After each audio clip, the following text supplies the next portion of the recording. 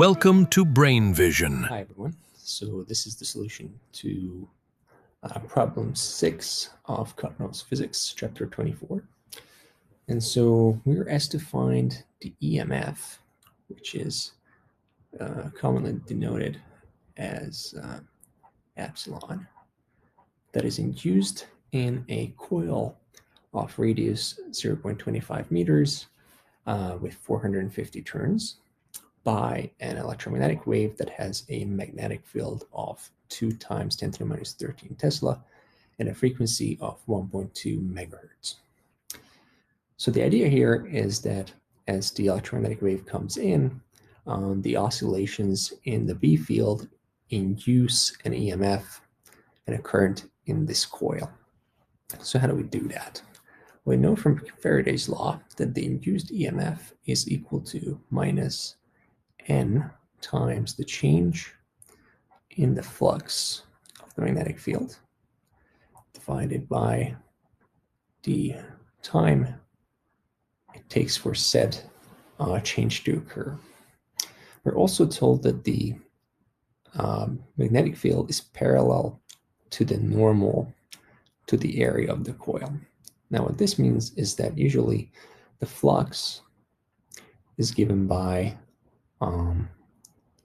B as a vector dot producted with the area of the surface that whose flux we're measuring.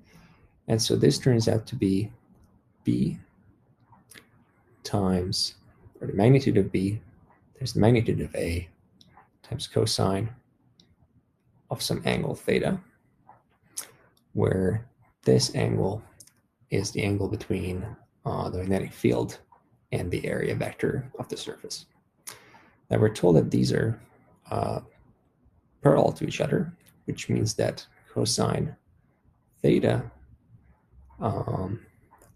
is equal to 1, which means that theta is 0 degrees. And so phi is simply B times A. And what do we know here? We know that the area doesn't change. The area vector does not move. The coil is held fixed by some apparatus like a coil of wire or just some aluminum foil, duct tape, whatever you like. And so what changes is actually B. So we can write this induced EMF formula now as minus N times A times the change in B over the change in time. So what do we do with this information, right? We're also told that we're interested in the average EMF induced during the time that a quarter of the wave passes through, right? So what this means is that from F, we know that the period of the wave is 1 over F, right? But we don't want all of t to pass by. We only want a quarter of t to pass by. So we want delta t to be equal to a quarter of the period so that a quarter cycle passes.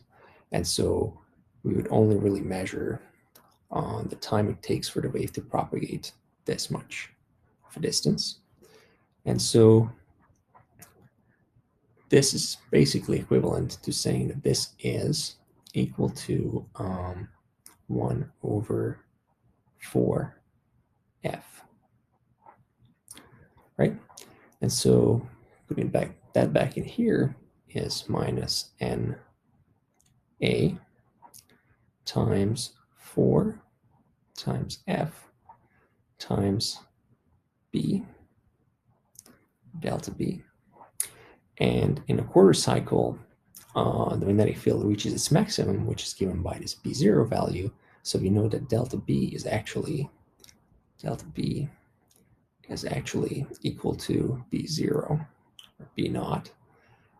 And so using these information, we can put this back in here times the area times 4F times B0. We can calculate the EMF. And so the area here, this is a circular wire, right? So the area of the wire is given by pi times r squared. And so putting everything together now, we have minus n 4 times pi times r squared times f times b0